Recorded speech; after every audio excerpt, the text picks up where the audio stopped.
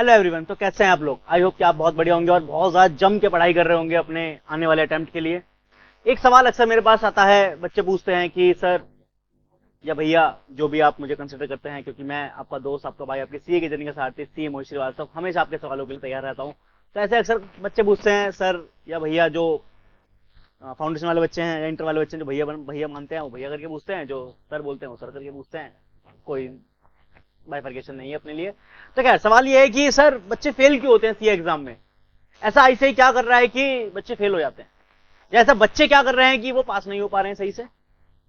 देखो, इसके बहुत से क्राइटेरिया हैं कि बच्चे फेल क्यों होते हैं। कुछ हमारे कंट्रोल में है, कुछ हमारे कंट्रोल में नहीं है। तो मेरा फोकस रहेगा कि जो हमारे कंट्रोल में है मैं उन पे ज्यादा ध्यान दूं और उनको कवर कर लूं। जो मेरे कंट्रोल में नहीं है वो तो एक अलग की बात है ना, उसमें तो कुछ कर ही नहीं सकते। तो पहले कौन कौन से दो फैक्टर हैं जिनकी वजह से बच्चे फेल होते हैं? एक तो हो गई कंट्रोलेबल फैक्टर, एक हो गई अनकंट्रोलेबल फैक्टर। अब कंट्रोलेबल फैक्टर के अंदर कुछ चीजें आती हैं और अनकंट्रोलेबल के अंदर कुछ चीजें आती हैं। जस्ट लाइक सबसे पहली बात तो ये कि we all know that ICI will never give 100% result. तो नॉट पॉसिबल है ना, 100% में तो कभी पास नहीं होगा, सीधी बात है। आईसीआई जो है डिमांड सप्लाई के आधार को या कॉन्सेप्ट को बहुत फॉलो करता है। मार्केट में इतनी डिमांड होगी उतना ही बच्चे सीए बनेंगे, सप्लाई उसी हिसाब से होने वाली है। इसीलिए काफी बार तो ऐसा होता है कि बहुत से बच्चे जो पास होना डिजर्व करते हैं वो अपने लक की वजह से अनफॉर्चुनेट रह जाते हैं किसी अटेम्प्ट में और पास नहीं हो पाते। बट ये अनकंट्रोलेबल सिचुएशन है, इसमें हम आईसीआई से नहीं कह सकते कि नहीं मुझे पास करो या अपनी मार्केट सप्लाई को थोड़ा चेंज करो, परसेंटेज को बढ़ाओ। This is not in our control. ये आईसीआई जाने वो जाने, आईसीआई करेगा, ये हम तो कुछ नहीं कर सकते ना। तो एक बात तो ये हो गई कि आईसीआई जो रिजल्ट देता है वो एक अलग बात हो गई, या कॉपी चेक कैसे होती है वो एक अलग, वो भी हमारे कंट्रोल में नहीं है, वो तो एक अलग ही चीज हो गई। मेरे कंट्रोल में क्या है? जनरली बच्चे क्या करते हैं मैं बताता हूं। हम लोगों ने अपनी क्लासेस कंप्लीट करी, बच्चा अपनी क्लास कंप्लीट करता है, लास्ट तक उसकी क्लास कंप्लीट होती है। अराउंड 1-1.5 महीना पहले तक क्लास कंप्लीट हो जानी चाहिए, 1.5 महीने पहले तो मानता हूं क्लास कंप्लीट हो ही जानी चाहिए एग्जाम से पहले। ठीक है, वो हो गई। उसके बाद वो सोचता है कि चलो मैं रिवीजन करता हूं, वो रिवीजन कर लगाता है, आराम आराम से रिवीजन करता है बैठ करके। तो हो सकता है उसने एग्जाम तक 2 बार रिवीजन कर लिया हो सारे सब्जेक्ट का, 4 सब्जेक्ट का मान लो, अगर मैं फाउंडेशन की बात करूं और इंटर की 6 सब्जेक्ट की, तो 2 रिवीजन उसने कर लिए। उसको ऐसा लग रहा है कि हाँ बहुत हो गया। अब उसने आरटीपी देखी है नहीं देखी है, एमटीपी देखी है नहीं देखी है, पीवाईक्यू के क्वेश्चन देखे हैं नहीं देखे हैं, पता नहीं मुझे। ठीक है, मॉक टेस्ट लिखे हैं नहीं लिखे हैं, वी डोंट नो। ये सब भी तो करना जरूरी है। और मैं नहीं मानता कि देखो क्वालिटी मैटर करती है वैसे रिवीजन की, कि 2 रिवीजन अगर अच्छी हो जाए क्वालिटी वाली तो वो भी 4 रिवीजन भारी पड़ सकती हैं। बट एटलीस्ट 3 रिवीजन तो मैं चाहूंगा कि होनी ही चाहिए ना, 2 की जगह एग्जाम से पहले 3 रिवीजन, और एक बार अगर वो जो 1.5 दिन वाली रिवीजन मिलती है वो हो जाए तो क्या ही कहना, हाँ मजा आ जाए फिर तो अब इसमें से क्या सारी चीजें हम लोग फुलफिल कर लेते हैं क्या? प्लस सबसे ज्यादा इंपॉर्टेंट एग्जाम प्रेशर, वो जो 3 घंटे में हमें जो परफॉर्मेंस देनी है, इससे बड़ी तो कोई बात ही नहीं है। पहले कुछ भी करा हो, अगर हमने लास्ट में एग्जाम में जो 3 घंटे हैं अगर मैंने वही सही से नहीं टैकल करे तो मेरा सारा किया जरा पानी हो जाता है। ये भी इंपॉर्टेंट है।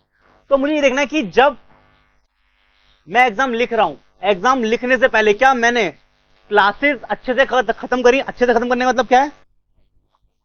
क्या मैंने कॉन्सेप्ट क्लियर कर लिए? क्या मेरे सारे कॉन्सेप्ट क्लियर हैं? कॉन्सेप्चुअल नॉलेज है मेरे पास?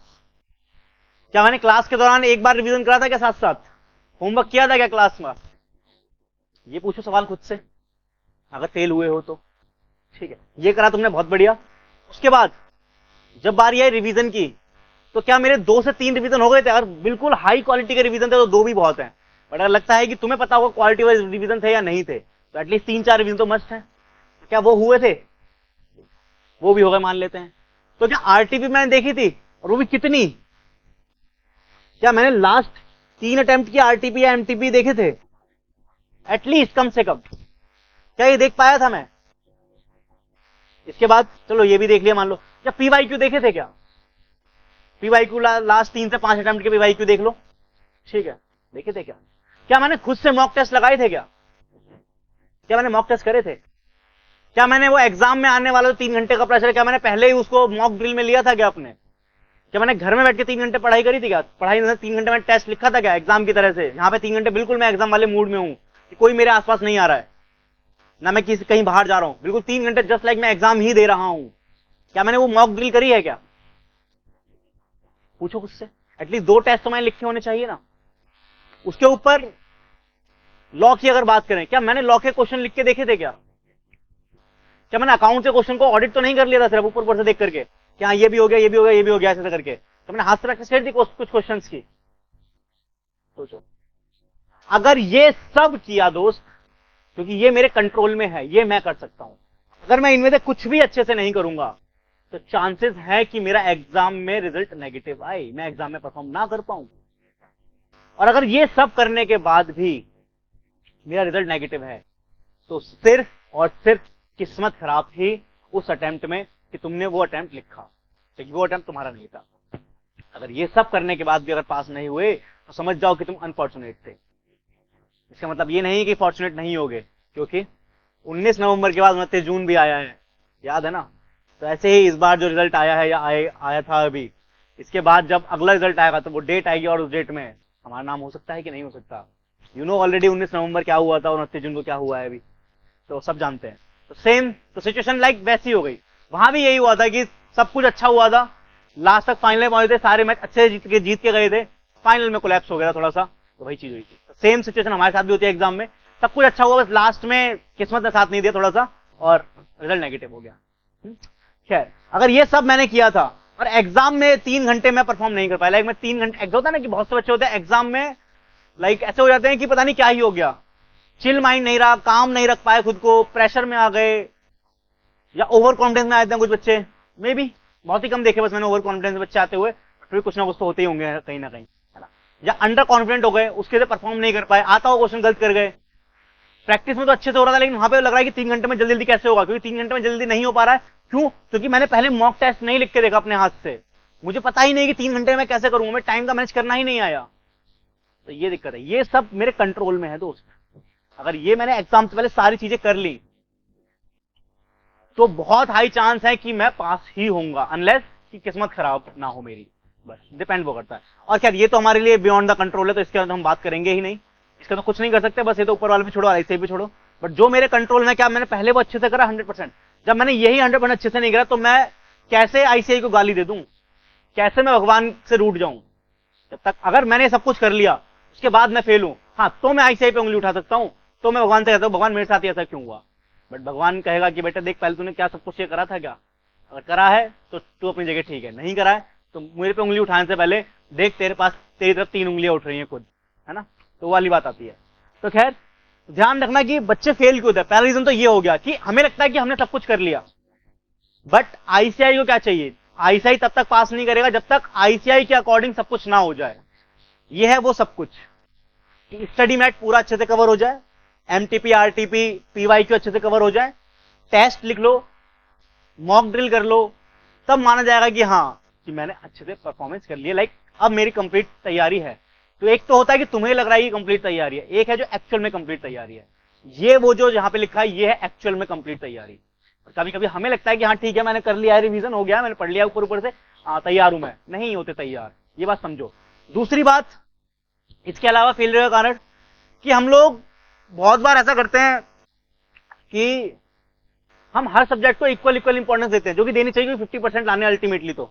बट इनमें से इतना करने के बाद ही मुझे एटलीस्ट 1 या 2 सब्जेक्ट ऐसे रखने पड़ेंगे अपने जो मेरे एग्रीगेट को आसमान की ऊंचाइयों पे ले जाए एकदम, जो रोके ना मुझे। अगर मेरा एग्रीगेट रुक भी रहा है ना और मैं इंडिविजुअलिटी में पास हूं सब्जेक्ट में, अगर मेरा एग्रीगेट रुक सकता है तो एटलीस्ट वो 1 या 2 सब्जेक्ट ऐसे होंगे कि उनमें जो ऐसे चमकते हुए नंबर होंगे ना कि वो बाकी सब में 40-45 में, तो वो ऑटोमेटिकली नंबर मेरे 50% क्रॉस हो जाते हैं। जैसे लाइक अकाउंट्स में मैंने टारगेट रखा अपना 80% का, 70% का, 75% का, 90% का, तो सोचो ना अगर बाकी सब में 40-42 भी है और उस 1-2 सब्जेक्ट अकाउंट्स में या किसी दूसरे सब्जेक्ट में जो तुम्हारा फेवरेट है उसमें अगर 70-75 आ गए तो सिर्फ 1 सब्जेक्ट या 2 सब्जेक्ट में लाने मेरे को 60-65 नंबर, इजीली एग्रीगेट पार कर जाएगा। तो ये ध्यान रखना, तो एटलीस्ट 1-2 सब्जेक्ट ऐसे होने चाहिए जो कि मेरे लिए क्रूशियल रोल निभाएंगे मेरे एग्रीगेट को बनाने में। तो वो गलती करते हैं हम कि हम 1-2 सब्जेक्ट को कभी पहचान ही नहीं पाते, हम उनको उस तरीके से टारगेट ही नहीं करते हैं कि हम उनमें इतने नंबर लेके आ सकते हैं, और आते हैं नंबर, ऐसा नहीं कि 70 नंबर नहीं आते, 75 नंबर नहीं आते। मेरे फाइनल में 73 नंबर आए थे एसएफएम में, मेरे इंटर में कॉस्टिंग में 70 नंबर आए थे, मेरे एडवांस अकाउंट में 65 नंबर आए थे, मेरे इकोनॉमिक लॉ में 65 नंबर आए थे। तो आते हैं नंबर, आपको टारगेट करना पड़ता है अपना सब्जेक्ट, तो आप टारगेट करो अपना सब्जेक्ट, तो ऐसा करना है। तो बस ये पहचानो, ठीक है। और लास्ट के टाइम में जो मैं डिस्ट्रैक्शन होते हैं ना मेरे को, कि फोन चला लूं, घूम लूं, दोस्तों से बातें कर लूं, बस 1-1.5 महीने थोड़ा सा पोस्टपोन कर दो। ये नहीं कह रहा कि मैं एलिमिनेट कर दो, करो ही मत, 1-1.5 महीना काबू कर लो। उसके बाद रिजल्ट और एग्जाम के बीच में जो गैप होता है उसमें डबल मेहनत कर लो, मेहनत का डबल मजे कर लो, मैं तो कह रहा हूं। लेकिन अभी इतनी मेहनत करो कि बाद में मजे करने के लिए डिजर्व रहो तुम। बाद में ऐसा ना हो कि यार मैं रिजल्ट के बारे में सोच रहा हूं, मैं टेंशन हो रही है, रिजल्ट आएगा देखा जाएगा, बट मैंने अपना 100% दिया ना पहले, वो इंपॉर्टेंट है। तो पर भी 100% दो, एक बार अपना 1000% दो, और देखो कि इसमें से क्या तुमने नहीं करा। एनालाइज करो, मंथन करो कि यार सब कुछ हुआ था क्या, ये सब कुछ कर पाए थे क्या, नहीं कर पाए थे तो इस बार करो। मुझे नहीं पता पिछली बार तुम्हारा अटेम्प्ट था नहीं था, कौन सा अटेम्प्ट था, पहला दूसरा तीसरा, आई डोंट नो। इतना पता है आने वाला अटेम्प्ट बस आखिरी अटेम्प्ट होना चाहिए, जिस भी लेवल पर हो, फाउंडेशन पे हो, इंटर में हो, फाइनल में हो। आने वाला अटेम्प्ट आखिरी अटेम्प्ट होगा, क्यों? क्योंकि इस बार मैं 1000% दूंगा, और जो यहां लिखा है वो सब कुछ अच्छे से कवर करूंगा। और कोई डाउट हो तो कमेंट मुझसे पूछ सकते हो, आपको जरूर रिप्लाई मिलेगा, ध्यान रहे, ठीक है। बाकी और कोई डाउट हो तो आप पूछेंगे ही मुझसे, आप मुझसे डायरेक्टली भी कांटेक्ट कर सकते हैं, इंस्टा के थ्रू या व्हाट्सएप के थ्रू, कोई प्रॉब्लम नहीं है। और मैं आपसे आपके डाउट को क्लियर करने के लिए हमेशा आपके साथ खड़ा हुआ हूँ, आपका दोस्त, आपका भाई, आपकी सीए की जर्नी का सारथी, सीए मोहित श्रीवास्तव। ऐसे ही आपके लिए कंटेंट लाता रहूंगा और रिवीजन वीडियोस भी लाता रहूंगा, ठीक है। तो ठीक है फिर, बहुत बहुत धन्यवाद, अपना ख्याल रखो, अपनों का ख्याल रखो, और मिलते हैं नेक्स्ट वीडियो में।